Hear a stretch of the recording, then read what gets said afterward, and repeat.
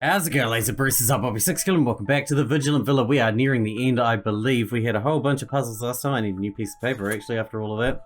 And we found the murderer, perhaps? Uncle Zong, hidden in the walls. What time is it? 12:10. The song isn't played yet today. A moment's silence hangs. It's over? Why are you all still standing? Everything will be over the day after tomorrow. Well, let's get full first. Leo worms into the secret chamber and throws out the backpack and canned food. Later, he kicks the stiff body back into the room. Bang, he slams the door. Click. The lock automatically locks. George immediately rushes to the door, tries to force it open, as if he's lost control, but to no avail. Are you mad? We haven't figured out what's going on here. How'd you open this door? Open it. That lunatic is dead. Dead. You fucking get it?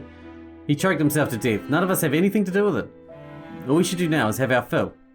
Leo points at the backpack and pushes George away. He strides to the dining room and takes 2 bottles of wine. Bang! He puts the bottles on the table, reclines on the sofa, takes a deep breath with his head raised, and then slowly smiles. I'm a fucking lucky man. George looks at the backpack thoughtfully. At 1 AM, wine bottles and empty cans scatter on the table. Lyrics float from the old opera player. Leo's already fallen asleep on the sofa. Claire has almost said nothing after what happened yesterday. I've heard she has slept in Amy's room all the time. She didn't eat the canned food on the table. She stands alone before the opera player and gently sways to the music. She's immersed in her own world, which is cut off from the others, refusing to talk.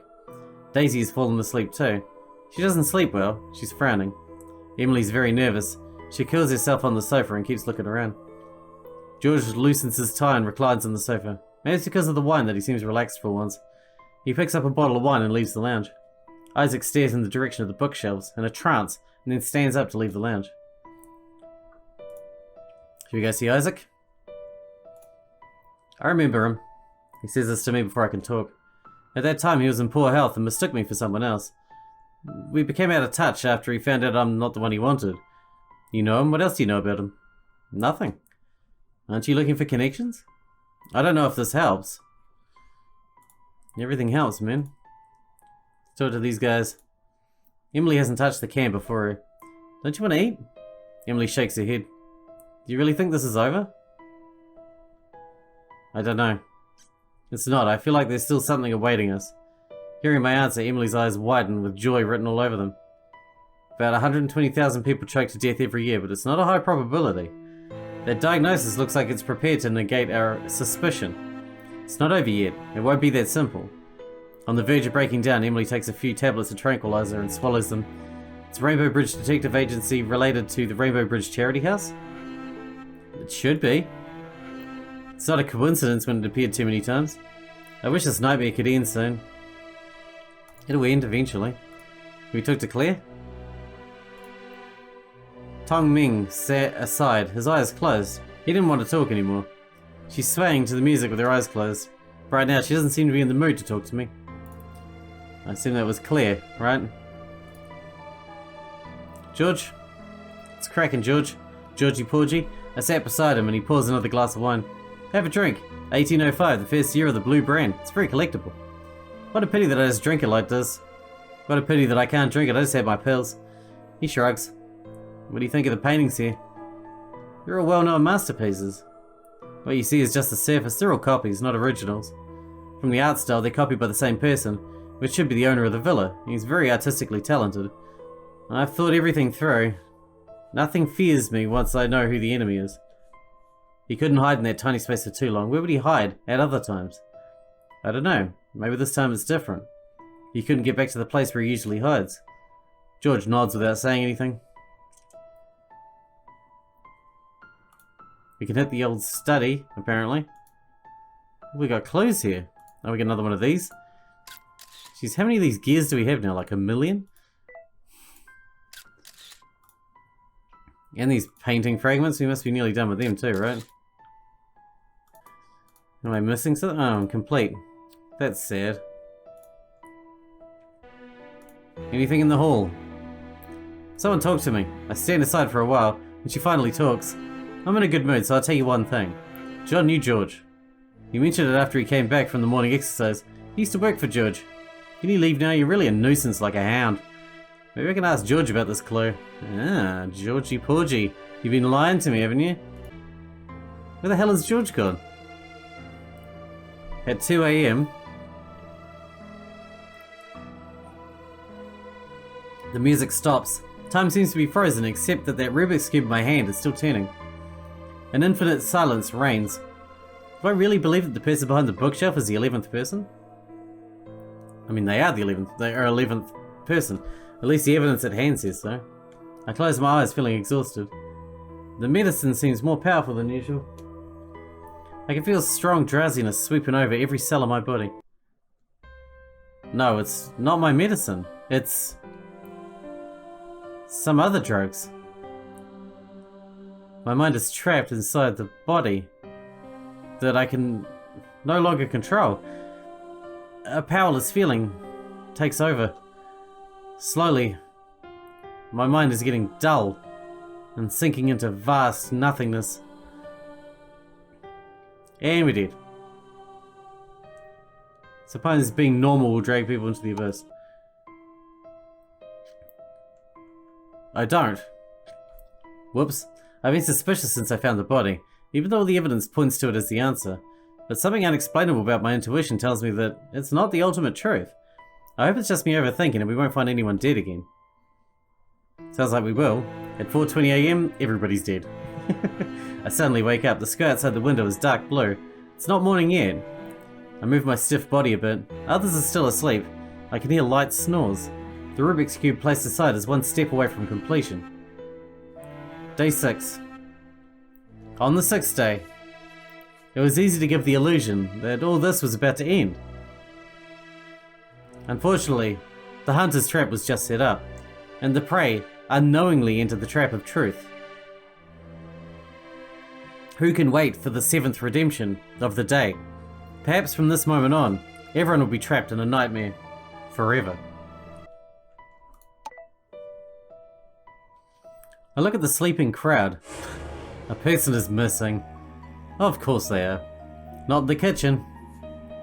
This is the time for someone to die. Not in the dining room. Nowhere. My steps wake Isaac up. He's the first to open his eyes.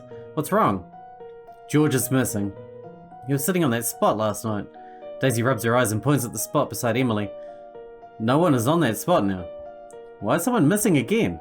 Isn't that person dead? He has never killed anyone. Indeed, the 11th person has done nothing apart from manipulating others. Even without this 11th person, others may still want to kill whoever they want to kill. We didn't know him. Who'd harm him? George.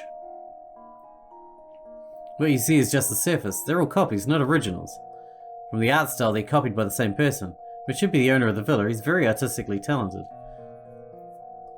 That person has severe OCD. The man in the secret chamber is totally different. Alright, here we go. There's one thing on the dead that can prove he's different from the 11th person. This stuff?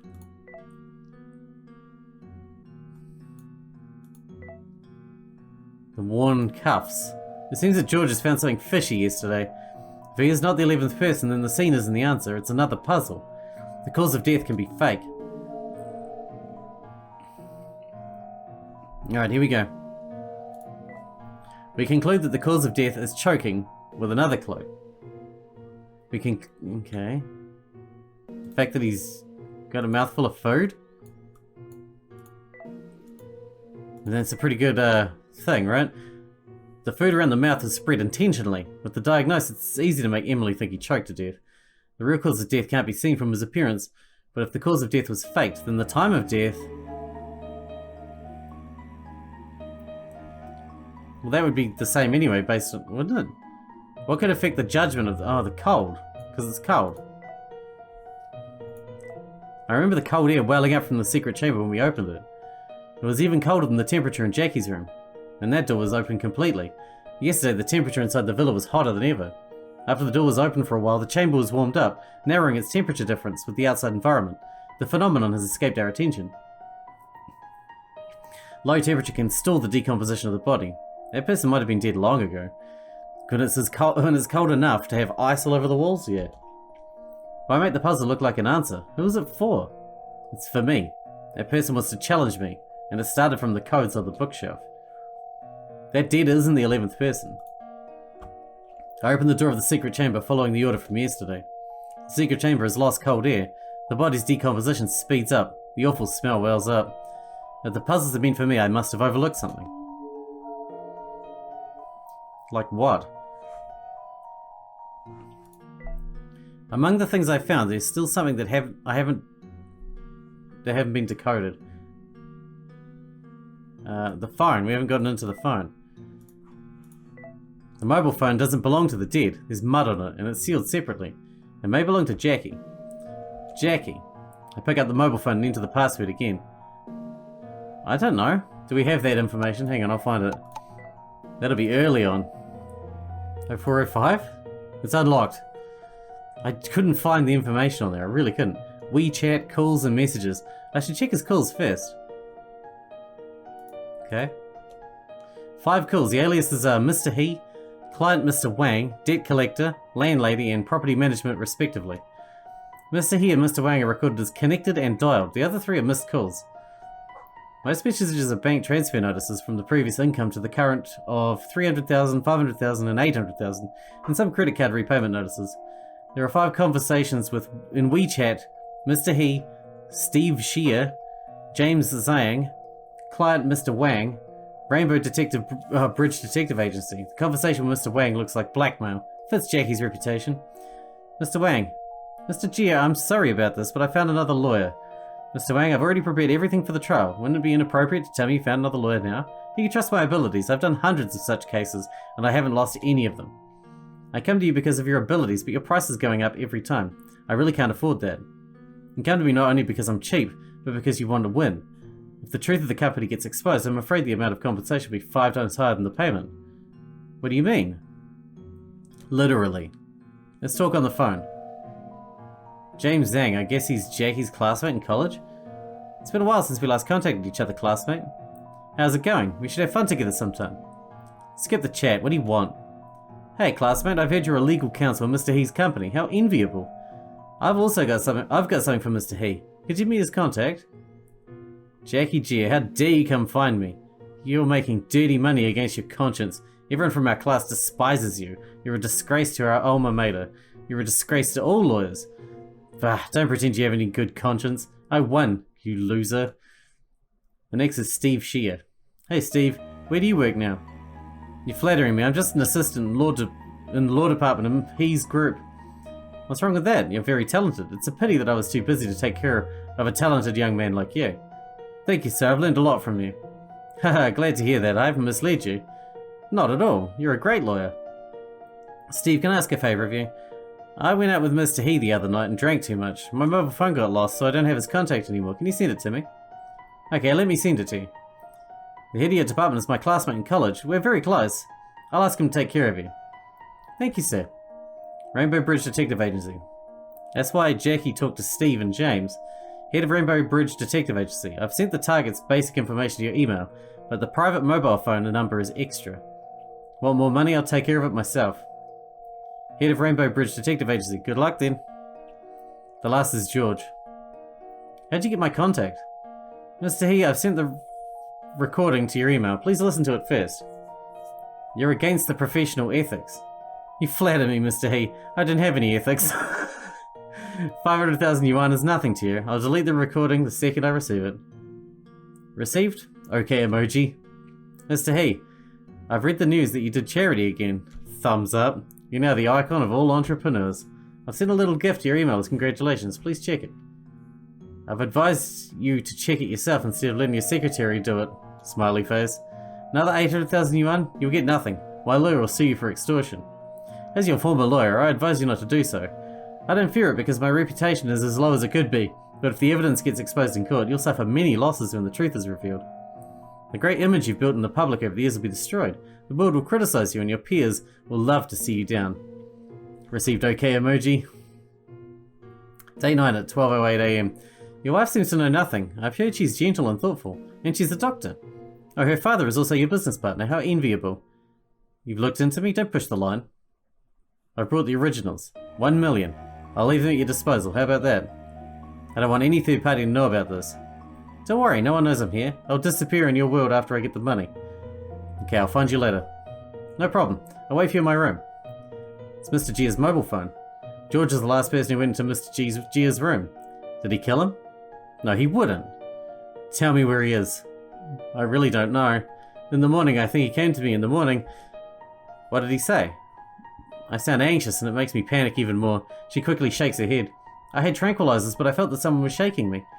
I didn't hear anything. I'm not sure it was him. He couldn't hide in that tiny space for too long. Where would he hide at other times? I don't know, maybe this time it's different. He couldn't get back to the place where he usually hid. It must be George. He tried to take Emily with him. And in the end, that crafty old scoundrel decided to search for a way out without anyone else. Someone's back. In the lobby, George stands beside the door, completely soaked.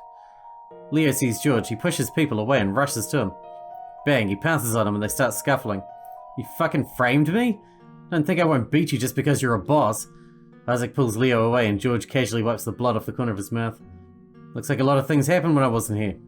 We found Jackie's mobile phone, and we've read the conversations on it. Mr. Gia blackmailed you again and again, and you killed him for it, right? What happened after you entered his room? Why'd you hide it from us? I'm not obligated to tell you the truth. My lawyer will talk for me. You left in a hurry because you found the mobile phone you discarded appeared in the secret chamber again. The door of the secret chamber couldn't be opened. It's just a matter of time that your act of crime gets exposed. I take a step closer and stare at this crafty old scoundrel in the eyes. Also, that person you found dead yesterday isn't the 11th person. You know by heart that the killing won't stop. That's why you escaped, leaving all of us behind. Tell us what you found, otherwise I'll tell Emily and Leo about it. A speedboat. Why is there a speedboat? Under the cliff. That's nothing. The cliff is so high you can't get down there.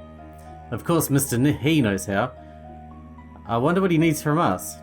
I look at George. He gazes at me sharply and dangerously. You can get down there by using the gear in the backpack. But there's a certain distance between the speedboat and the shore. I can't swim. He frowns, pulls Emily towards him and strides forward in front. Come and see for yourself. I'm telling the truth. On the edge of the cliff, a climbing rope is nailed to the earth. On the other end, it droops to the bottom of the cliff without any safety measures. Looking down from the cliff, there's a small white speedboat. When did that speedboat appear? No one knows. Do we have to use this climbing rope to get down there? Yes, there's no other way. There's no food and signals in the villa except 3 dead bodies. George points at the speedboat under the cliff. Going down or getting back to that, Hal? You choose. Emily, you must stay with me. After saying that, George goes back to the climbing rope and gets down slowly. His movement isn't smooth. Isaac follows him swiftly. Only death awaits anyway. Emily and Claire also get on the rope to go down. It's like Schrodinger's cat. You never know if the cat lives unless you open the box. That speedboat is a trap, but if we don't go there, we'll never know who that person is. Let's go. Is your body okay with this? Yes. Daisy's physique is better than I thought. Maybe it's because she loves outdoor activities. She soon gets a grasp on how to use the strength while maintaining the balance. She spends most of the time teaching me how to go down. Oh, that's some nice pretty animations. There are reefs everywhere under the cliff. The boat less so. The sudden appearance of the speedboat is fixed at a spot that is some distance away from the shore. It's so unreal that it looks more like an illusion. Who will go with me and drive it here? I'll go with you. They walk in the ocean and swim toward the speedboat as fast as possible. A small speedboat like this may only seat 2 people. Stand then, Jesus. Everyone immediately thinks of it while watching the 2 of them swim. Claire rushes into the ocean and starts chasing them fiercely. Oh no, we will be ditched. Wait for me here, I'll try to get some seats. I look at George. His eyes darken while Emily's eyes are lifeless as dead ash. She stands there looking at the people swimming towards the speedboat, one after another. When Isaac's about to reach the speedboat, Leo rushes to it and initiates the engine quickly. Everyone gazes at his back. 1 second, 2 seconds, 3 seconds. Leo bursts out a curse. Fuck, no gas. Leo jumps into the ocean and swims toward the shore. He directly rushes to George and the second he lands. Are you fucking playing me? Thump. George is hit to the ground. His hands cover the head that just hit the rock. Blood comes through his fingers. He fights back after he gets up. Hunger, exhaustion, coldness, disappointment, despair. Everyone is in discomfort. No one cares about them. Get out, stop playing boring games in the dark. That was a weird thing to say. Claire looks around and shouts with despair. She's on the edge of an emotional breakdown. On the surface of the ocean, Isaac's body floats with the waves. After a long time, he waves to us fiercely. Hey, there's a cave. On the way from the shore to the speedboat, there's a man-made cave. Sure enough, the speedboat is just bait to lure the prey into the trap. The cave is the answer that the person wants to show us. Should we go inside? Maybe the truth is in there, but no one knows what price we must pay to know it. Of course we'll go inside. It's full of paintings. Surely they would get ruined from the dirt and the wet and the sparks coming out of that wire over there. A tunnel that is so long we can't see the exit. Dim lights, wet air, and the continuous sound of water dropping, see? That'll ruin the paintings. There are odd paintings on both sides of the tunnel. The artistic style is familiar with the paintings in the villa. Can we walk out of here? Maybe we'll bump into that person. Check the paintings on the wall. The paintings at the door is the anatomy lesson of Dr. Nicholas Tulp by Rembrandt. In the painting, a group of people gaze at a corpse named Aris Kint. He's put to death because he tries to rob a cloak in cold weather. Lovely. How long is this path? The sound of water dropping reflects how silent the tunnel is. Only our stepping sound echoes. Everyone has to bring up their full vigour. Even though there's not much of it, they have to be wary about their surroundings. But the paintings are draining our not much vigour. A portrait of realism. There's another strange symbol under this picture. It looks like a signature. Everyone walks forward with fatigue. A portrait of the palace. The Habsburg family believes in pure blood, leading to major defects in the family's genes. The brother and sister of Princess Margarita in the painting are either prematurely dead or mentally handicapped. In addition to the characters in the story, the perspective of this painting also conveys a philosophical proposition. Who am I? Below the painting is a special symbol.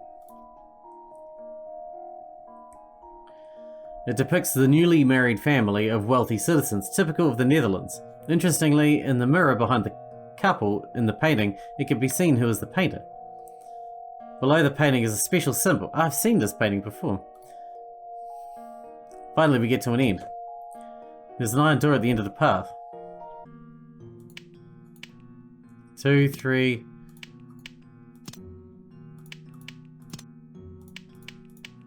2, 3, 7... 2, 3, 7, 1... 2, 3, 7, 4... 6... 2, 3, 7, 6... 8... 2, 3, 7, 6, 8, 1... 5... 2, 3, 7, 6, 8, 1, 4, 5. It's open. Push open the door. Is this a monitoring room? There's a small room behind the iron door, with the wall filled with display screens. Each screen monitors a corner of the villa. It plays what's going on in everyone's room, real time. It's like the florist's place, except way low tech comparatively. That means whatever we do in the Tulip Villa has been under surveillance by this person.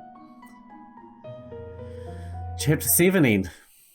Chapter 8. Bloom of Sins. The place where we were born is like Arcadia Planetia. Then we have desires.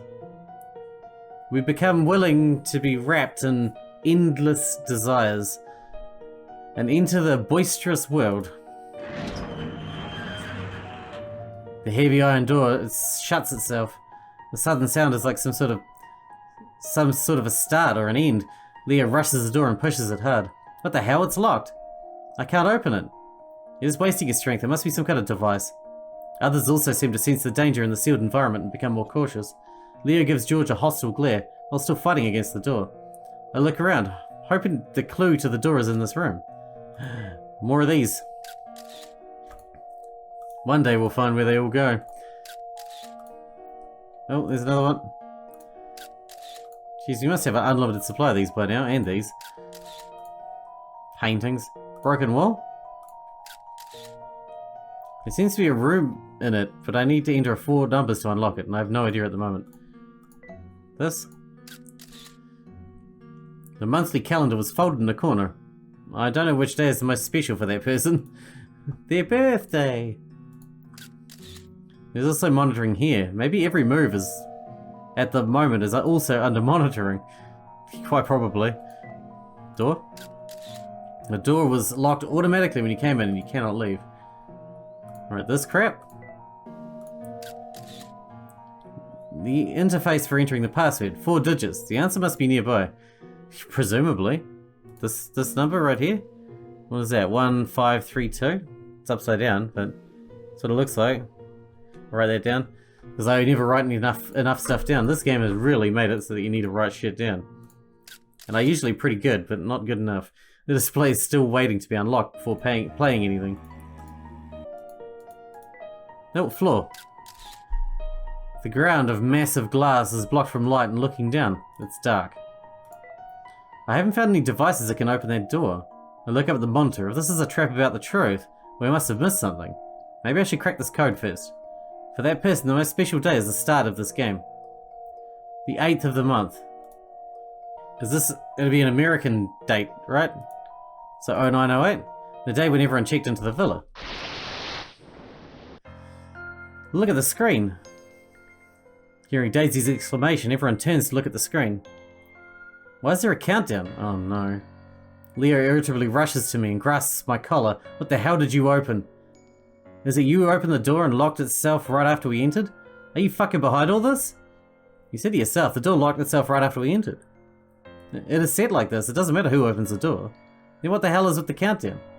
That's our only clue by now. It's fucking chicanery. He gets excited and puts more strength on the grasp. I have trouble breathing, and my throat can only squeeze out broken syllables. Get off me. Besides the countdown, there are finally lines of words appearing on the screen. Tulip Villa. Experience survey. 6 questions. No, I'm not having a good time. All guests must answer the questions within 30 minutes. And all the answers must be true. Uh-oh. Or you can leave a person under the ground. What? Both ways can open the door. Leave a person under the ground? Leo slowly lets go of me and looks at the words on the screen. What the hell does that mean? These are the rules of the game he set. Either abandon one person, or everyone answers his questions honestly. Could it be that simple? Simple, that depends on his questions. Have you ever thought about killing anyone? Daisy reads the first question out loud that appears on the screen. Daisy shakes her head immediately. No. Yes, I have. I bet you have. I mean, we're a novelist, right? That writes about killing all the time, so yeah. Yes, I have. Daisy looks at me in surprise. No. Yes, I have. Answer it now. Why should I answer the question? Don't you want to know what will happen if we don't answer it? Maybe we'll all die. Maybe that person's just playing us. What Claire said makes Leo hesitate for a second, but meanwhile, the light in the room suddenly turns red and then makes disturbing sounds. The whole room suddenly shakes violently. Get down! The shaking gradually calms. There's piles of rubble falling on the glass ground and the dust is everywhere. I look around. The glass ground near the iron door has turned black. What's going on here? We walk carefully onto the black ground. No, the ground hasn't turned black. That part of the ground has disappeared. The ground is just a layer of glass. Underneath it there are jagged rocks. There seems to be cold light in the dark abyss. Numerous daggers are there with their blades up. Emily kneels down on the ground when seeing the scene. No. Observe the screen. On the screen it's still the same question. Check the time. 25 minutes has passed. There's still a chance. Answer the question now. Yes, I have. Yes, I have. The glass ground just on our right disappears quickly. Looks like it's controlled by some device. Emily nearly steps in the air. She doesn't fall down it because George protects her in time. But she seems frightened and stares at that disappearing ground. Haven't we already answered it? Someone lied. Haven't you read the rules carefully? All answers must be true. Isaac's very calm. He points out the crux of the matter ahead of me. Damn, who lied? Yes, I have. A weak trembling voice goes up. It's Emily. She raises her hand and turns to look at the camera. Emily? Don't we all want to kill someone at some point? It's normal, isn't it? She forces a smile stiffly to defend herself, but doesn't dare look at George while saying that. Oh, thank God. Gives out a corresponding letter of the combination lock every time we answer a question correctly. Is that the reward of the game? I'm going to write that down. It's the first letter. The first letter of the combination lock. There are 5 letters left to unlock it. The second question appears on the screen. How many people have you killed? Is this some sort of joke? Everyone's face becomes grim. But this is not a joke, it's the rule. It's the rule of the game that decides life and death. Leo swallows a dribble of saliva and says the answer out loud with gnashing of teeth. 1. But that was an accident. It's not all my fault. Another violent shaking. The glass ground behind us disappears quickly. Then the light goes back to normal. I didn't lie. Observe the ground. The 3 sinking parts of the ground are the 3 corners of the room. There's only 1 corner left. It's not about your answer, it's the rule of the game. There are 2 conditions that can trigger the collapse of the ground. One is that someone lies, or someone doesn't answer the question. The other is that someone hasn't answered the question when the time is up. The time interval is... I don't know, 5 minutes? Every 5 minutes, the punishment will be triggered if someone hasn't answered the question. Punishments and judgments. It's that person's style of action. Stop hanging on to it, just answer whatever the question is. Idiot, how can you win the game if you don't know what the real rule is? Cut the fucking crap, just answer it. How many people have you killed? 1. 2. Claire lowers her head to fondle the jade necklace on her chest and answers casually. You can stop the countdown by staring at me. Everyone withdraws their sight. The answer of Daisy, Emily and Isaac and I is all none. The last corner collapses. Leo scratches his head irritably. He stands up and looks down at everyone. Who the fuck lied? No one replies. Everyone gives each other a doubtful, searching and inquiring look. But everyone shakes their head. Every second feels so long, the atmosphere is charged with a deadlock. With only half the time left, the ground continues to collapse inward from where it collapsed first. According to this rule, after another round of collapse, we'll be trapped in the center and wait for death to come. No one wants to admit it, huh? Then don't waste the fucking time. I might as well throw one person out. Leo's eyes search among the group and then he grasps Claire's hair to pull her away. Claire struggles fiercely. Her deplorable scream keeps lashing me. I'm inclined to let him, to be honest. I guess we should stop him. Enough. Are you sure the door will open after throwing her down? I look at the camera. That person must be watching all this. You want to play, but this isn't a fair game.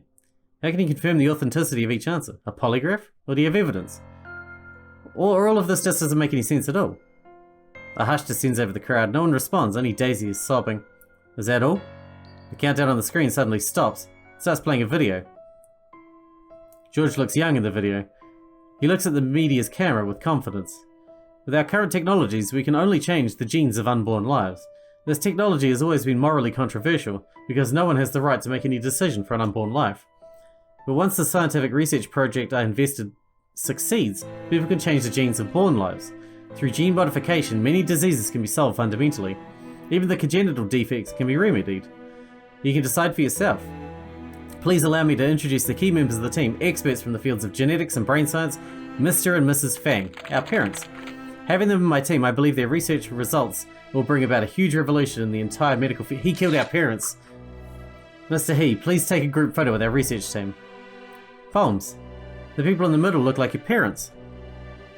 The key members who George just introduced are my parents. Alright, that is a huge revelation, but we're going to have to wrap this one up here because we are way out of time. I think there might only be 1 episode left. I'm guessing, but we shall see. Hope you guys enjoyed it. Welcome to the cliffhanger again. Thanks for watching, thanks for hanging out with me, and I'll see you in the next one.